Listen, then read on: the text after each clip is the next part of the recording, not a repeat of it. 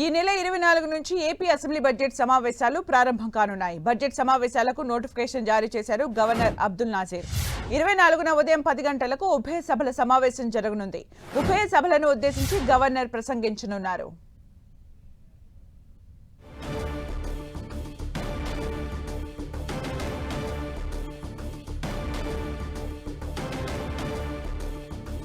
ఈ నెల 24 నుంచి ఏపీ అసెంబ్లీ బడ్జెట్ సమావేశాలు ప్రారంభం కానున్నాయి. అయితే బడ్జెట్ సమావేశాలకు నోటిఫికేషన్ జారీ చేశారు governor Abdul Nazir.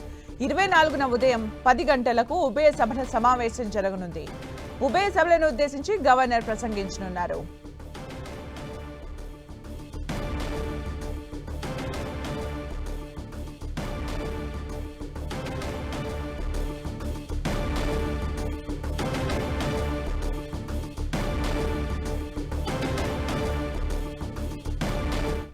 AP deputy speaker మాట్లాడుతున్నారు. లైవ్ లో చూద్దాం. రిక్వెస్ట్ పెడితే సభ అనుమతిస్తే ఆ డిలే కండోన్ చేసే అధికారం సభకు ఉంది. అదర్వైజ్ కంపల్సరీగా 60 రోజులు దాటిన వెంటనే శాసనసభలో దాన్ని ప్రవేశపెట్టాలి. That is mandatory. ఏమని సెలవు కోరలేదు, లీవ్ లెటర్ ఇవ్వలేదు. మొన్న ఎవరో ఒక విలేకరి ప్రశ్నిస్తే ఏం చేసుకుంటారులే పాప అని చెప్పి ఆయన తనదైన శైలిలో చెప్పడం జరిగింది. సో మరి అది ఆయన లీవ్ పెట్టి ఉద్దేశం ఉందో లేదో నాకు తెలియదు. ఎందుకంటే ఇది కారణం.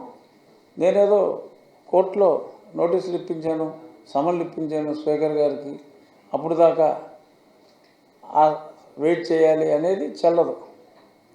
లీవ్ లెటర్ సహేతుక కారణాలతో లీవ్ లెటర్ ఇస్తే అది స్పీకర్ గారు ఒప్పుకుంటే, అందులో సహేతుకత ఉంటే ఉంటుంది. అదర్వైజ్ 60 రోజుల్లో 61వ రోజు సభ నడుస్తూ ఉంటే డెఫినెట్గా అది పెట్టాలి. చూద్దాం మరి.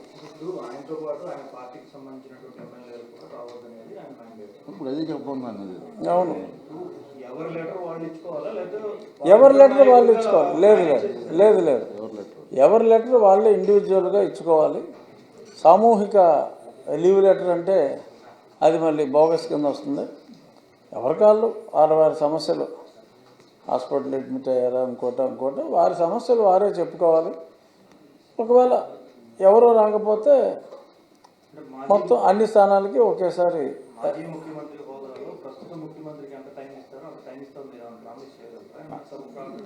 ఒకటి లేదు, నేనేమిటంటే దీని డిస్కషన్ రాజ్యాంగం నేను రాయలేదు, మీరు రాయలేదు, పెద్దల నుంచి వస్తుంది.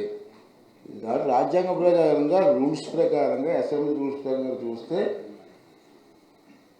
ప్రతిపక్ష నాయకుడికి ఆ హోదా ఉంటుంది. తప్పించి ప్రతిపక్ష నాయకుడు హోదా లేని వారికి ఇవ్వాలని ఎక్కడ నాకు నేను మొత్తం చదివాను. నేను చాలామంది పెద్దలతో మాట్లాడాను, ఎక్కడ లేదు.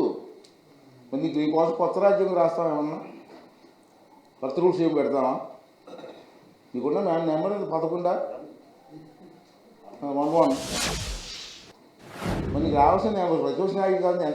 ఎంత నెంబర్ ఉండాలి? ఉందా నీకు? 18 ఉండాలి.